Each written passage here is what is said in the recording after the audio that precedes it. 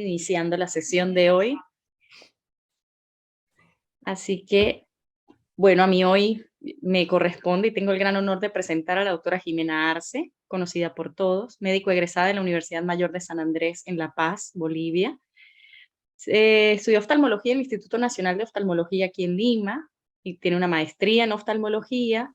Estudió órbita y oculoplástica en el Hospital para Evitar la Ceguera en México. Tiene un diplomado en epigenética médica y anti-aging. Es fellow del Colegio Internacional de Cirujanos, expresidente de la Sociedad Boliviana de Oftalmología, presidente de la Sociedad Boliviana de Oculoplástica, Vía Lagrimal y Órbita, y vicepresidente del Colegio Internacional de Cirujanos.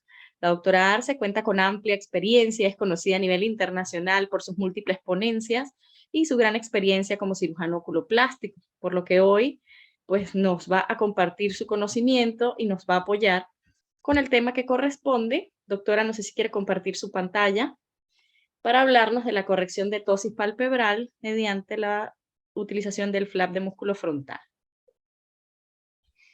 Ok. Hola a todos. Primero tengo que aclarar que yo me he formado aquí en La Paz, en el INO de La Paz, no en el INO de Lima. Perdón. No, tranquila. Pues tiene una historia. El INO de Lima se formó con el doctor Contreras, gran amigo de mi padre. Entonces, ambos tuvieron el mismo sueño de hacer un hospital público de ayuda y bien social, y pues creo que ambos lo han logrado con gran éxito. Así que somos INOs hermanos. Ok, voy a empezar con la charla. Es una charla muy práctica, al menos yo la encuentro muy práctica para todas las personas que quieren hacer el flap frontal y que han tenido muchas dudas durante el tiempo que la han intentado. ¿Por qué ha empezado a hacerse esta técnica? Pues ha empezado principalmente porque había mucha extrusión de algunos de los implantes que se usaban, ¿no? Los implantes de silicona, de mercilene, o sea, se usaban diferentes materiales y estos materiales producían reacciones. Ahí vemos algunos artículos de reacciones al material. Realmente yo debo admitir que la cirugía tradicional me resultaba exitosa. Creo que en toda mi vida había visto un granuloma nada más y le tenía mucha fe. Usaba principalmente silicona o fascia lata. La fascia lata, cuando era el niño muy pequeño, yo usaba fascia lata del papá y no he tenido nunca una reacción a la fascia lata del papá. Y cuando el niño ya era más grande, pues usaba la fascia lata del mismo niño. Y en algunos niños también usaba, por supuesto, la silicona. He usado todo tipo de siliconas. Muchos de mis amigos aquí presentes saben que yo usaba las siliconas de las pulseritas de las que hacemos tradicionalmente como artesanalmente, y tampoco tuve reacción, o sea que realmente el material para mí no era un problema. Sin embargo, esa cara de perro Sharpei que tenía arrugada la frente, eso sí para mí era un problema. No me gustaba la apariencia que tenía, especialmente los primeros año o 2 años, esa cara de Sharpei que tenía el niño. Entonces, cuando fui a Brasil, aprendí esta técnica. Esta técnica es muy antigua, todos creemos que es nueva porque realmente la han puesto de moda recién, pero Fergus en el 1901, imagínense hace cuántos años, ya había hablado de ella, sin embargo no la había publicado. Fue Song que la publicó en 1983 y pues él describió que ya se podía realizar un flap del frontal hacia el tarso para poder hacer la suspensión. Luego han venido muchísimos autores, muchísimos estudios. Vemos en este que Goldberg ya en el 2000 hablaba de esta técnica y sabemos que Goldberg solo publica cuando ya ha estudiado varios casos y tiene realmente experiencia en alguna técnica. Y bueno, luego vinieron muchos asiáticos describiendo diferentes tipos de flaps. Sin embargo, bajo la misma premisa, sacar parte del frontal hacia el párpado. Augusto Velasco, conocido por nosotros, y su esposa Patricia han publicado un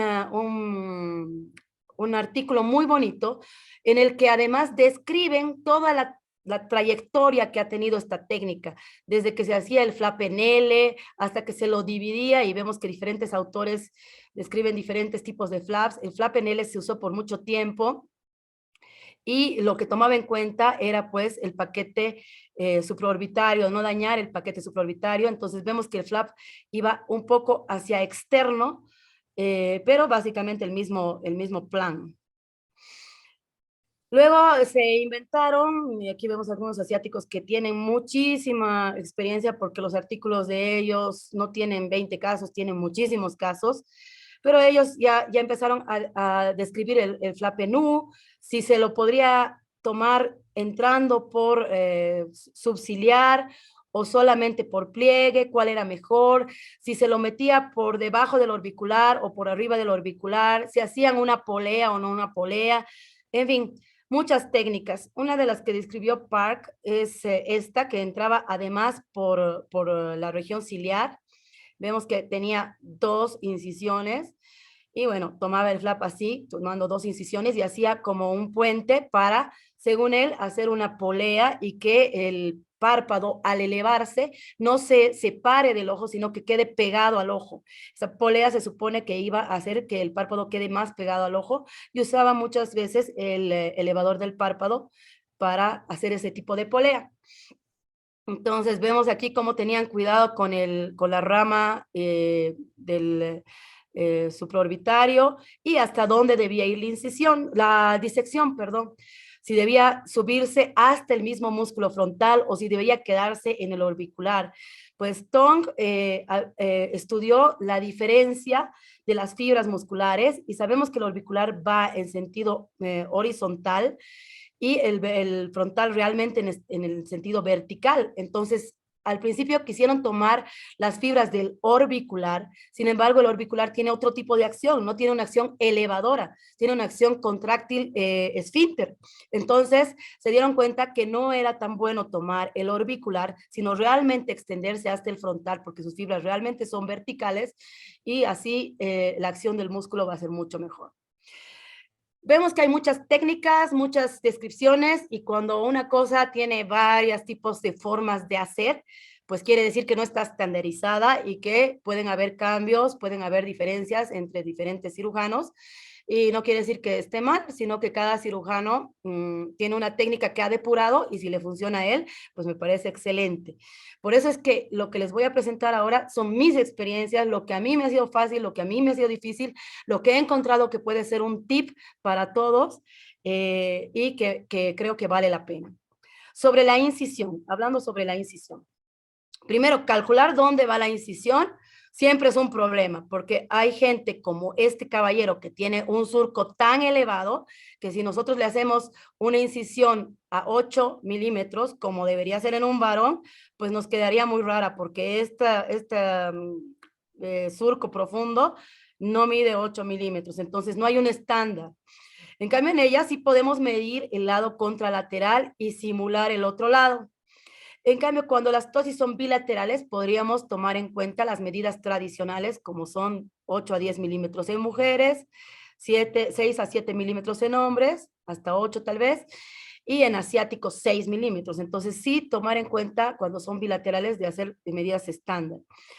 No siempre operamos gente tan grande, a veces operamos muy chiquititos. Y claro, la incisión en una persona muy pequeñita, pues es muy cortita y eso nos hace dificultosa la disección hacia arriba. En un párpado más grande con una hendidura de 20 y tantos, 30, pues es más fácil que nos podamos subir y disecar hasta la ceja, pero en una hendidura pequeñita, como es en un bebé, pues nos es más difícil. Entonces se propuso si se hacía una incisión, 2 incisiones, una ciliar y una en el párpado, si se resecaba piel o no. Parece en eso sí haber un poco de consenso, y lo dijo el doctor Medel en una de sus publicaciones, que no se necesita sacar piel, que se podría hacer una sola incisión en el párpado sin resección de piel. Sin embargo, creo que depende mucho del tipo de tosis. Por ejemplo, en una tosis traumática, no en una congénita, sí podríamos tal vez resecar un poco de piel. La disección. ¿Hasta dónde disecar? Como les había dicho hace un rato, pues se podría disecar hasta por encima de la región de la ceja, del reborde orbitario más o menos 1 centímetro para arriba. Y como les dije, la disección es muy difícil en un bebé, porque los tejidos no están tensos, no les sobra párpado, el párpado no está flácido y es difícil jalar hasta este lugar. Vean que aquí estamos jalando realmente con el desmarres y nos es bastante difícil llegar hasta la ceja. Eso principalmente en bebés o niños muy pequeñitos, pues a partir de los 3, 4 años ya es más fácil, el párpado es más grande y es mucho más fácil. ¿A qué nivel la disección? Pues debajo del orbicular. Mucha gente entra subseptal y otra preseptal. Ambas son válidas, yo he probado ambas, sin embargo, creo que cuando ya me meto con la grasa, se me empieza a herniar la grasa y me hace más dificultoso. Sin embargo, cuando uno sigue el plano del elevador, es fácil seguir el plano hasta la región de la ceja sin ningún problema. Entonces, yo generalmente le hago una marquita aquí donde está el reborde para poderme guiar, que de ahí para arriba todavía tengo que seguir. Hago con la tijera en un plano supramuscular por encima del músculo frontal y luego me meto por debajo. Este es un tip que le aprendí a la doctora Susana Matayosi, que ella diseca con este disector por debajo, justo encima del periósteo, debajo del frontal, y este instrumento me ha facilitado mucho la disección por debajo del orbicular, digo del frontal, perdón. Entonces, uno incluso se puede ayudar con valvas más grandes para disecar un flap más grande en personas un poco mayores, en jóvenes o en adultos. Y muchas veces necesitamos un desmarres largo, no un desmarres cortito como este. Yo uso este desmarres cuando ya estoy por encima del plano del reborde orbitario, un poco más arriba de la ceja. Uso este desmarres que es mucho mejor que este desmarre es pequeñito, ¿no? Como el que teníamos aquí, ¿no? No me acuerdo dónde está en cuadro de diapositiva, pero me resulta más fácil con el desmarre largo, con el separador largo. ¿Cómo hacer el flap? ¿Qué tanto tengo que disecar de flap? ¿Un flap largo, un flap corto? Si lo hago muy largo me quedará un poco tóxico, si lo hago muy corto me quedará retraído. Ese también ha sido un problema que he ido aprendiendo. Es bueno, en ojos grandes se puede disecar de un lado al otro, no olvidarnos del paquete supraorbitario, pero desde aproximadamente la región medial del iris para afuera no tenemos ningún problema y lo ideal es tener por lo menos 1 centímetro de flap frontal. En personas más grandes, obviamente podemos tener un poquito más grande el flap. En bebés tal vez tenemos que tener 1 centímetro cabalito. ¿Qué longitud? Pues la longitud es muy importante y al principio yo trataba de disecar bastante de frontal y realmente no es necesario. Muchas veces me quedaba demasiado largo y al final también terminaba recortándolo. Y también con el tiempo, a medida que pasaban los meses, cuando mi flap había sido muy largo, perdía, o sea, era muy elástico, demasiado elástico. No conviene que esté tan disecada la parte superior, sino apenas un poquito para poder hacer un buen flap. Vean en esta foto como apenas un poquito en un bebé ya puede ser suficiente para hacer el flap. Existen algunos artículos que mencionan que podríamos unir el flap al elevador y de allí recién al tarso. Sin embargo, creo que no es necesario. Para mí, y aquí viene lo de la sutura, se lo debe unir directamente el flap al tarso, no necesitamos hacer nada con el elevador.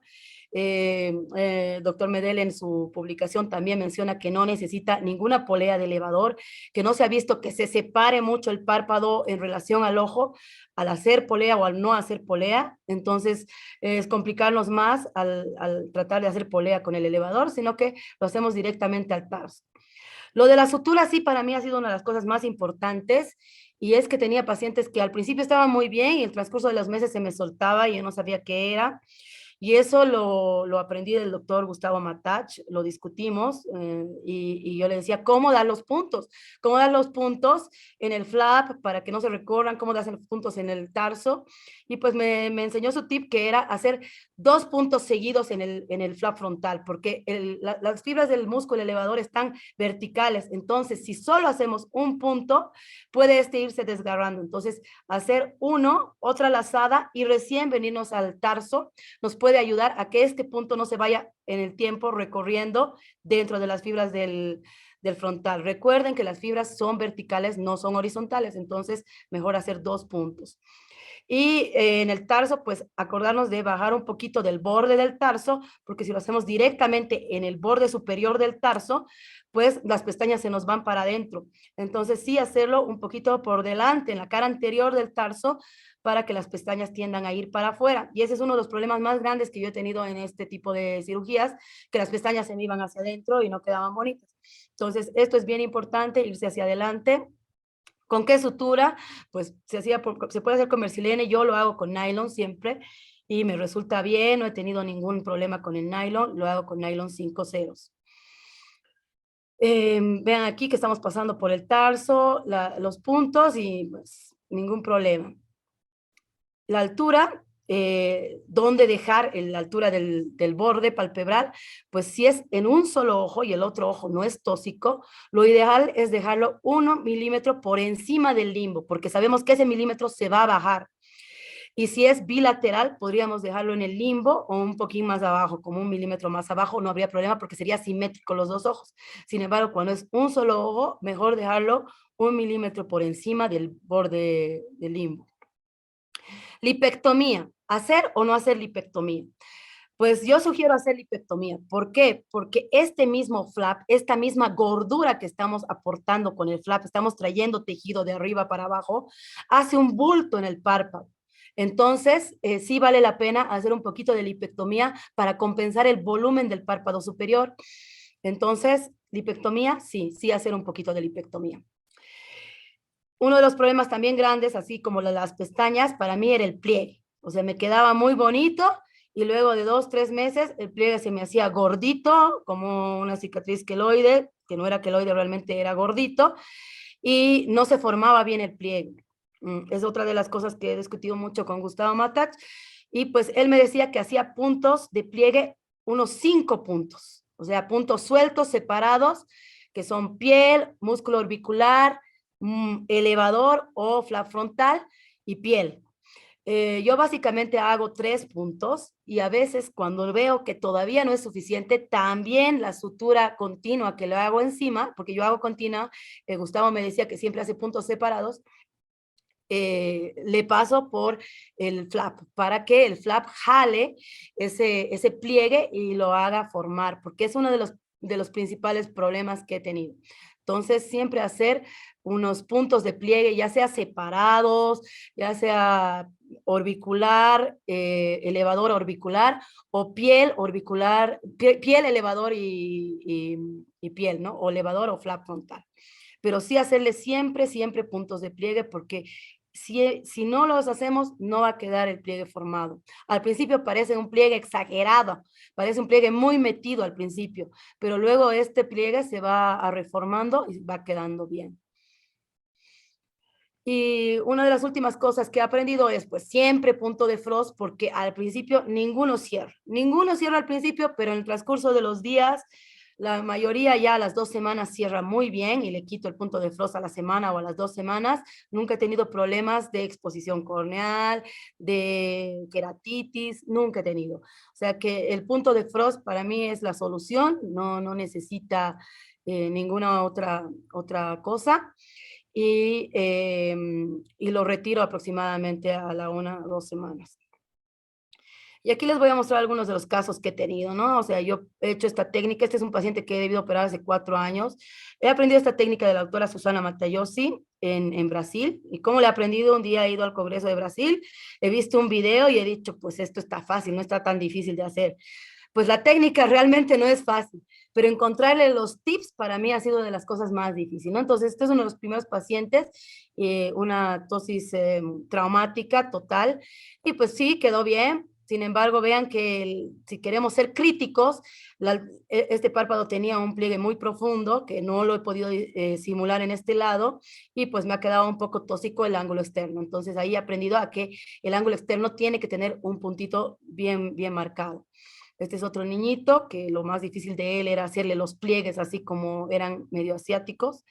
Y este es uno de los párpados que más me toca operar a mí, porque la raza lo incluye, ¿no? Entonces, hacer este pliegue picanto y eso es súper difícil en una cirugía de tosis. Es más fácil formar un pliegue que no formarlo en el ángulo interno. Entonces, esos son los párpados que más me han costado. Es otra niñita que también operaron de tosis congénita, muy chiquita. Un niñito que, si ven aquí, el pliegue está bien, bien marcado. Las pestañas es otra cosa importante, tratar de darle la misma dirección a las pestañas de este lado que las de este lado. Y esa es una de las cosas más difíciles de calcular cuando uno está haciendo la cirugía. Vean que en este pliegue, pues no me quedó al final, después de tiempo, se ve que el pliegue no está tan marcado. Aquí todavía se veía marcado porque era recién, tenía puntos, pero no quedaba tan marcado como el otro lado. Y este es un caso de los primeros que operé también, que me pasaba eso, me pasaba que el pliegue no me quedaba tan marcado. Entonces, no tengan miedo en ser exagerados con el pliegue al principio, porque eso se va desmarcando. Una tosis muy severa, un bebé pequeñito, pequeñito, que me costaba mucho jalar el tejido hacia arriba para poder llegar hasta el frontal. Imagínense esta hendidura tan pequeña, tener que jalar y hasta aquí arriba era complicado. Esa es de las complicaciones más feas que tengo en disecar en niños pequeñitos. Este es un Marcus Gann, a ella le hicimos una desinserción de la aponeurosis y pues la altura del pliegue se ve muy bonita y se ve muy simétrica. Este es uno de los últimos que he operado, recién lleva 2 semanas de operado. Era un síndrome de blefarofimosis muy interesante porque además al pobre muchacho cuando le intentaron operar hace unos años ya, lo habían operado como 3 veces, primero una misión de Alemania y luego no sé quién, no sé cuántos, le habían lesionado las vías lagrimales, las 2 vías lagrimales estaban seccionadas, vean aquí, entonces tuvimos que canalizar las 2 vías lagrimales, corregir el telecantos y la tosis con la técnica de flap frontal. Lleva poco tiempo de operado, no puedo decir el resultado final, pero vean que se ve bastante simétrico. Él tiene además estrabismo, entonces era muy lindo porque al final la cirugía se veía bien, pero en el postoperatorio, en los días, yo le tapaba un ojo y este estaba a buena altura, le tapaba el otro ojo y este estaba a buena altura, pero cuando estaban destapados los dos, uno de los ojos parecía tóxico, entonces estamos esperando que lo operen también del estrabismo. Esta niñita, pues todos podrían decir que es un éxito. Miren, la he operado este año. Ha quedado perfecta. Estaban los papás súper contentos, todos felices. Y al tiempo se me cae el párpado derecho. Entonces ahí fue cuando con Gustavo hablamos, que nos encontramos en Brasil, por qué se me soltaban los puntos, ¿no? Entonces ahí es donde aprendí que pasemos doble punto, doble vez en el frontal. Y bueno, la he tenido que volver a operar y ahora está perfecta. Esperemos que siga así, porque el que diga que todos los casos de tosis le quedan bien, yo creo que miente, porque realmente las tosis son muy traicioneras.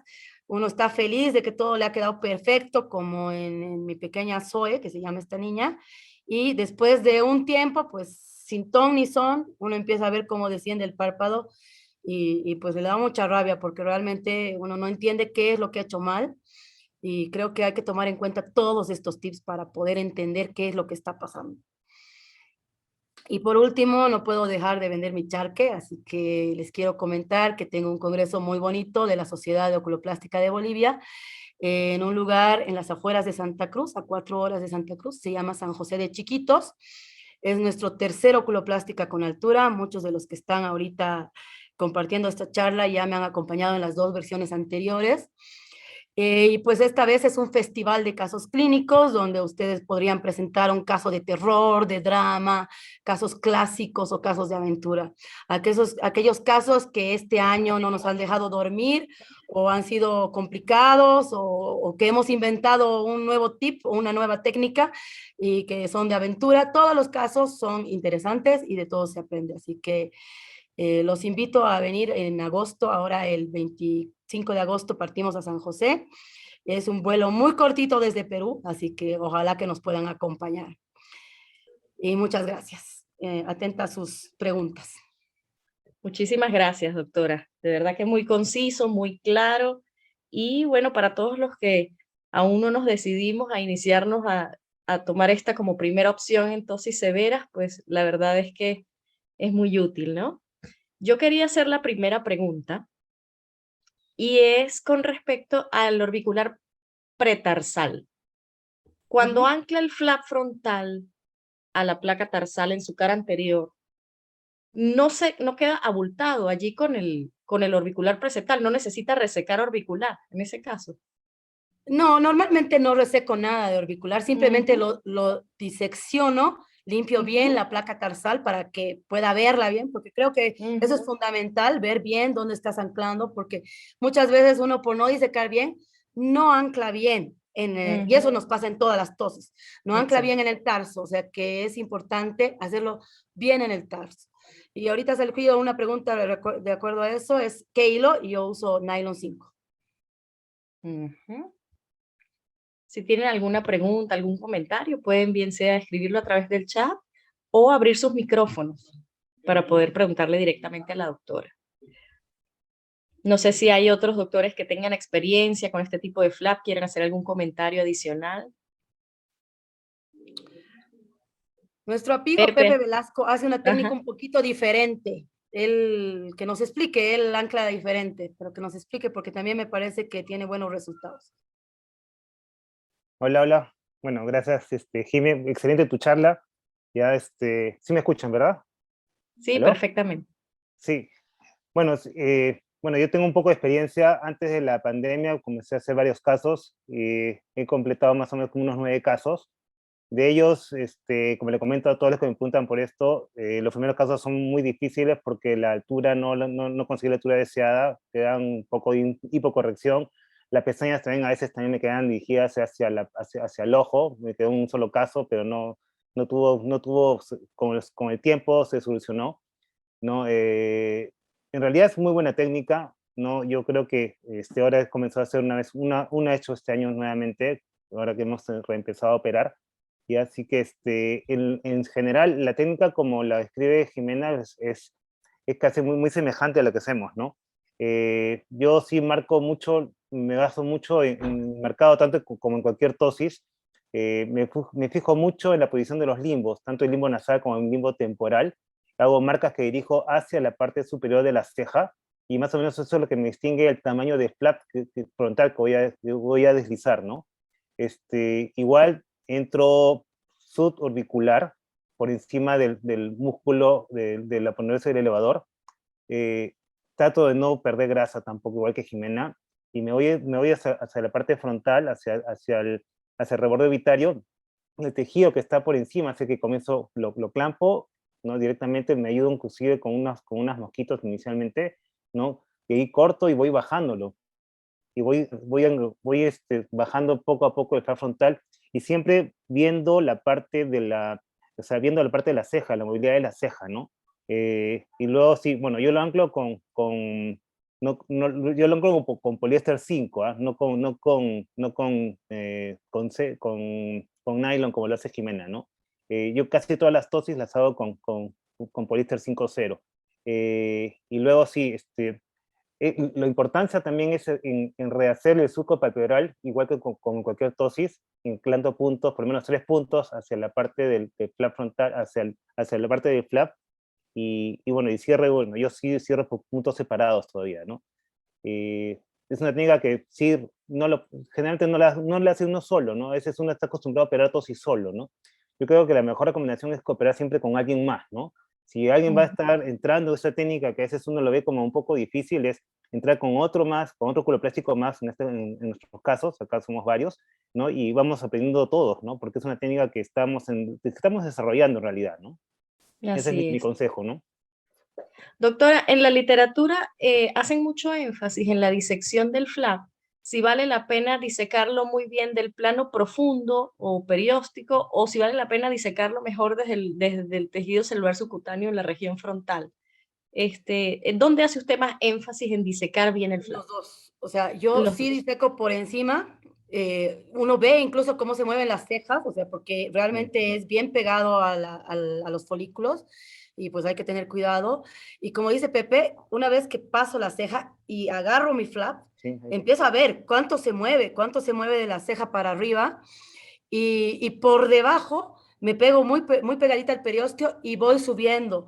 Realmente tiene que ser un flap, pero no necesita ser tan largo, porque al principio yo decía, ¿cuánto largo? Y hay un video de Kasturi, la doctora de la India, que es una excelente oculoplástica, que ella diseca un flap así gigante, ¿no? Entonces yo decía, ¿cuánto disecar? Y la verdad es que no se necesita disecar tan largo el flap, puede ser cortito. Y ahorita que Pepe dice, tengo 9 casos, yo la verdad tengo muchos casos, no, ni me acuerdo cuántos, no puedo decir, pero este año por lo menos tengo unos 10 casos este año. Mm.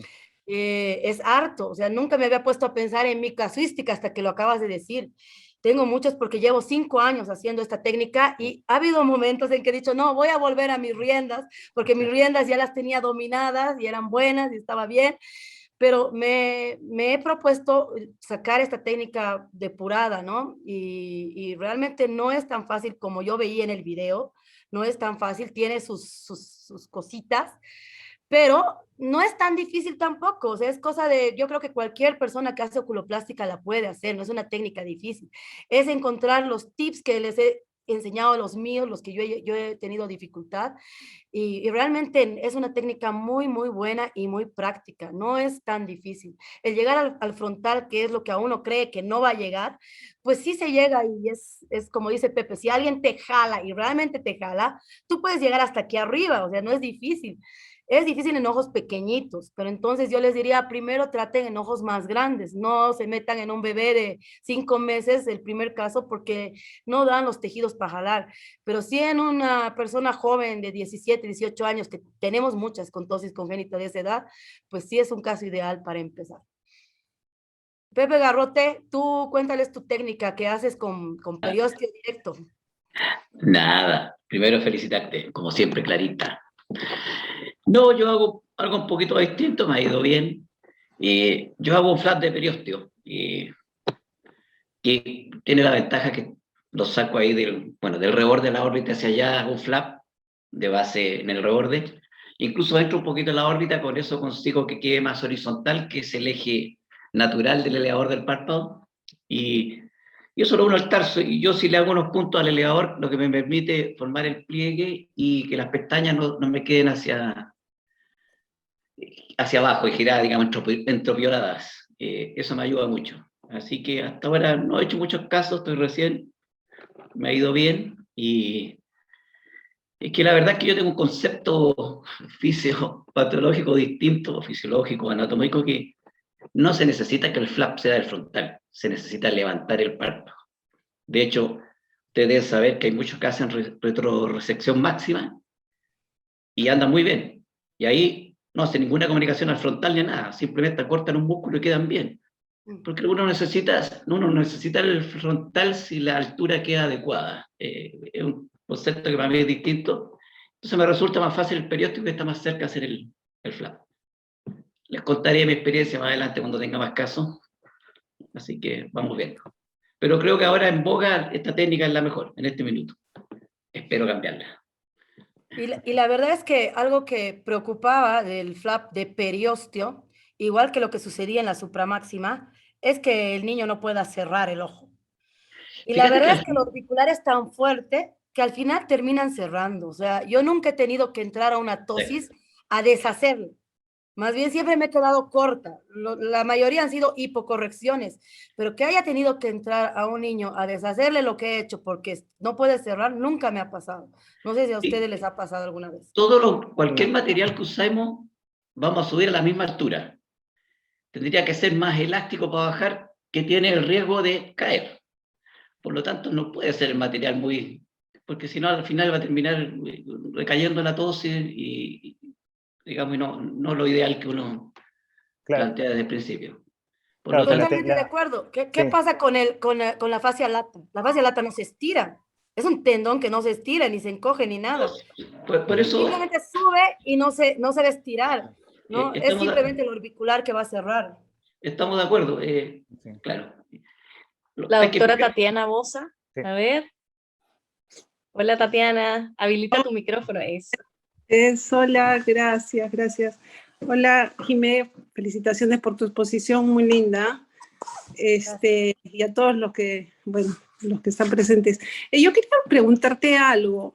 ¿Has tenido problemas con la parálisis del frontal después de la la cirugía, porque por ahí describen que a veces es mejor no hacer las incisiones verticales y solamente disecar anterior y posteriormente, o sea, separar el músculo de sus planos superficial y profundo, y ya no hacer ese flap, sino solamente fijar, o sea, obviamente disecar ampliamente en los laterales para que el músculo ceda un poquito, ¿no? No hacer los cortes verticales. Yo nunca he tenido, Tati, pero creo que es porque nunca me he metido a hacer un flap muy largo. Si tú solamente sacas un pedacito, difícil que lesiones realmente nervios que vayan al frontal, ¿no? Entonces, sí, yo creo que cuando haces un flap muy largo y haces unas incisiones verticales muy largas, obviamente puedes seccionar fibras nerviosas y se ve que no arrugan la frente, pierden motilidad y obviamente pierden también lo que debería ser el flap, que es poder subir la ceja y subir más el párpado, ¿no? Porque pierde motilidad el frontal. Pero si tú haces una disección muy pequeña, apenas 5 milímetros, yo creo que es suficiente, más que suficiente incluso en algunos bebés, no vas a lesionar fibras realmente nerviosas y no va a haber esa complicación que sí está descrita y qué bueno que la mencionas. Sí, gracias, Kimberly. Doctora, otra pregunta. ¿Tiene experiencia además de tosis congénitas con tosis neurogénicas en las que haya utilizado esta técnica? Sí, presenté ahí algún caso de parálisis, pero también he hecho esta técnica en oftalmoplegia externa progresiva, parálisis musculares, en Marcus Gang, o sea, he hecho en todas las tosis con mala función de elevador, en todas. Y en todas me ha ido bien, incluso pacientes que ya habían sido operados con otras técnicas, que uno piensa que cuando ya han sido operados con otras técnicas, la disección va a ser más difícil, porque a veces no te encuentras el plano septal, porque ya no hay septo, pero no, realmente no he encontrado una dificultad en la disección. Sabemos que en tosis congénitas o en tosis con mala función, algunas veces el músculo elevador es difícil de reconocer, especialmente en bebés, porque el elevador está lleno de grasa y no parece elevador. Sin embargo, si tú te subes un poco para arriba, vas a encontrar el tendón, vas a encontrar el Whitnall. Y ahí te ubicas muy bien en el plano, porque incluso en un paciente que ha sido operado, que la grasa preaponeurótica está mal, está desordenada, digámosle. Si tú encuentras el Whitnall, tienes un buen plano para seguir hacia arriba, disecando dentro de lo que es el frontal, ¿no? Entonces, realmente no he encontrado una dificultad en la disección, en ningún caso. La doctora Yagi, que debe estar entre un caso y otro, ¿tiene alguna experiencia, algo que nos quiera comentar? Hola, buenas noches. Hola, Ximena. ¿Cómo estás? Por estar acompañándonos. Excelente tu charla, la he escuchado mientras operaba. Excelente, muchísimas gracias por tus casos tan interesantes. Bueno, yo aprendí la técnica con el doctor Medel, mirándolo y ayudándolo. Las veces que ha podido venir acá a Perú, ha hecho algunos casos, ustedes saben que él pues tiene muchísima experiencia, tiene toda una red desconocido en muchos países y bueno, vienen pacientes de todas partes a buscarlo, pacientes reoperados, casos difíciles y bueno, hemos estado viendo su experiencia con esta técnica que es realmente muy, muy buena, impresionante los resultados. Todos los pasos que tú has mencionado, él los aplica perfectamente, él recalca mucho la importancia del pliegue, desde que se empieza la cirugía, marca con la pinza, presiona a la altura del párpado dónde va a quedar el pliegue, es muy importante dónde va a ser la incisión, porque esa altura es la que va a marcar estéticamente cómo se va a ver en el postoperatorio el paciente, el pliegue, ¿no? Entonces es muy importante el marcado.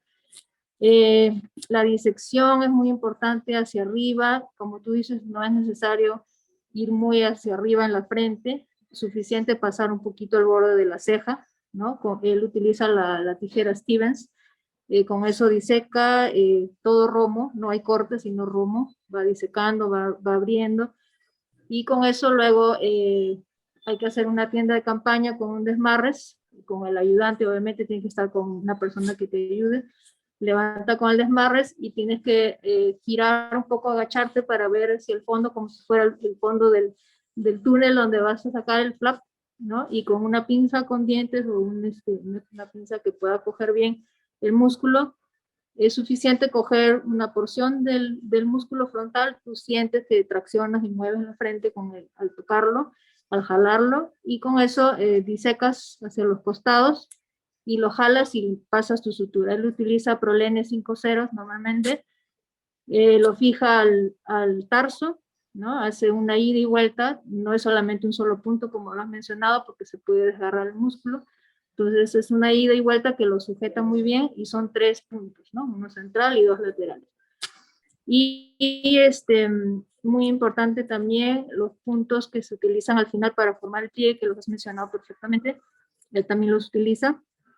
Y estos puntos son muy buenos para formar tanto el pliegue como para levantar las pestañas, tener un buen resultado de la posición de las pestañas, ¿no? Porque muchas veces los casos que hemos tenido a veces quedan con las pestañitas hacia abajo, ¿no? Mal dirigidas para abajo por la misma posición del punto en el tarso. Entonces, fijarlo piel, mismo flap y regresar a piel hace que forme pliegue y que las pestañas se levanten, ¿no? Forman su curva hacia arriba.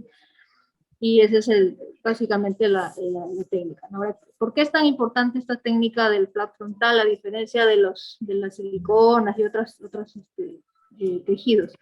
Lo que pasa es que con esta técnica el paciente, obviamente en el postoperatorio, va a estar con su párpado levantado, fijo, hacia arriba.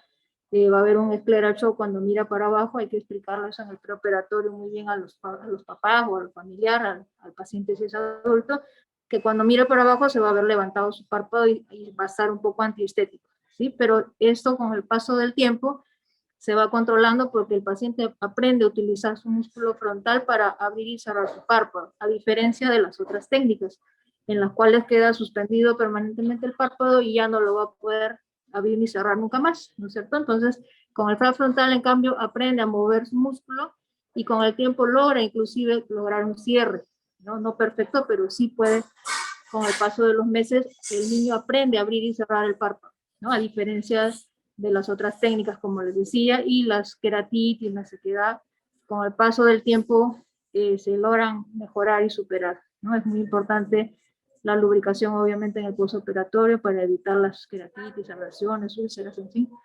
Es muy, muy importante la educación de los familiares y el paciente para la lubricación postoperatoria, obviamente, ¿no? Básicamente eso, pero bueno, yo también he hecho ya esta técnica en adultos. Es importante empezar con adultos, no se manden con niños. Con adultos con parálisis facial es bastante interesante, muy bueno, buenos resultados. Y poco a poco se puede ir introduciendo en niños también, pero no es una técnica muy compleja, tiene sus truquitos, sus tips, pero yo creo que sí deberíamos apuntar a hacer esta técnica todos, ¿no? Es realmente lo ideal, ¿no? Para una ptosis congénita. Bueno, ese era más o menos mi comentario. Gracias, Sime. Bueno, no sé si en la audiencia hay alguna pregunta, algo, aprovechen que está la doctora para aclarar cualquier duda. Creo que es una técnica que definitivamente cada día se está usando más y a pesar de que hay algunas variantes, pues la mayoría de los especialistas coinciden, ¿no? En la eficacia de la técnica, en la seguridad y en los buenos resultados, que con pequeñas variaciones de una manera o de otra, pues dejan satisfecho al paciente y al cirujano.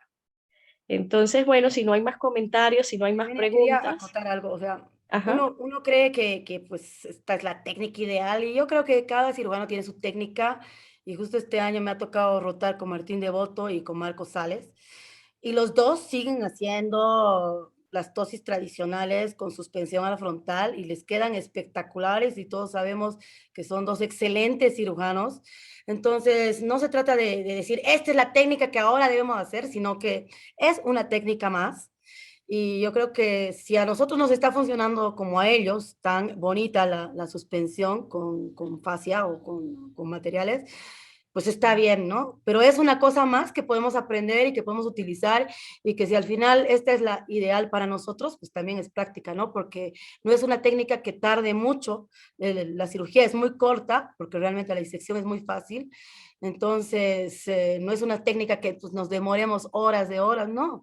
Obviamente, cuando uno pasa el Silastic, y yo lo había visto operar. Una de las primeras cirugías que yo vi de buenísima, que me encantó, era de Cami Parsa, que si no, no sé si lo siguen, pero Cami Parsa es un excelente cirujano de Los Ángeles. Y vino una campaña cuando yo recién había llegado a Bolivia y no sabía que el doctor Hollywood, como le digo yo, era tan famoso.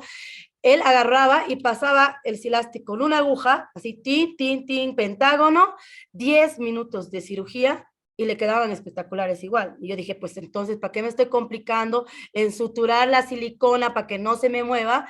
Si el doctor Hollywood lo hace así tan rápido y tan fácil, ¿para qué yo me estoy complicando? Claro, después me di cuenta que muchas de las cirugías del doctor Hollywood se cayeron porque realmente había que suturar la silicona al tarso, pero no demora tanto tampoco, ¿no es cierto? O sea, yo creo que todas las técnicas son buenas, este es simplemente una opción más y creo que vale la pena como cirujanos oculoplásticos probar esta técnica, no tenerle miedo, básicamente a eso iba mi charla, que no le tenga miedo, no es tan difícil. Bueno, muchísimas gracias, doctora. Estamos muy agradecidos por todo lo que ha compartido hoy con nosotros, igual que los demás especialistas que han comentado su experiencia. Creo que si no hay más comentarios, más preguntas, entonces nos despediremos por la noche de hoy y bueno, quedamos atentos para la próxima reunión. Ok, muchas gracias, gracias a Bueno, todos. muchas gracias, doctora. Y un gusto conocerte, María Eugenia. Igual, No, vamos a tener que invitar a Mitzi a estas reuniones porque estoy viendo muchos amigos de Mitzi por aquí. Estaba por ahí el doctor Tobilla, hay varios doctores amigos de Mitzi por acá, así que la tenemos que invitar. Claro que Sí, ya nos hace falta una charla de la doctora Mitzi, no la vemos hace tiempo. Así es, así es. Gracias. Bueno, muy Muchas buenas gracias, noches. muchas gracias, gracias. Jimé. Gracias a todos. Chao, Muchas Pepe gracias. Malu. Chao, Pepe. Gracias, nos vemos en Bolivia. Nos vemos. Nos vemos. Chao, chao, María Chao, Eugenia. chao. Chao, Sí, Elisa. sí. Gracias. Chao, chao. Gracias, Elisa. Gracias. Chao, Gracias, María Pepe. Eugenia. Gracias. Gracias, Tati. Nos vemos. Ya, Chao, bien, Pepe. Pepe. Chao. Pepe. Chao, Tati. Ay. Ah, chao, Dino. Chao, Dino. Chao, doctor Nateli. Gracias.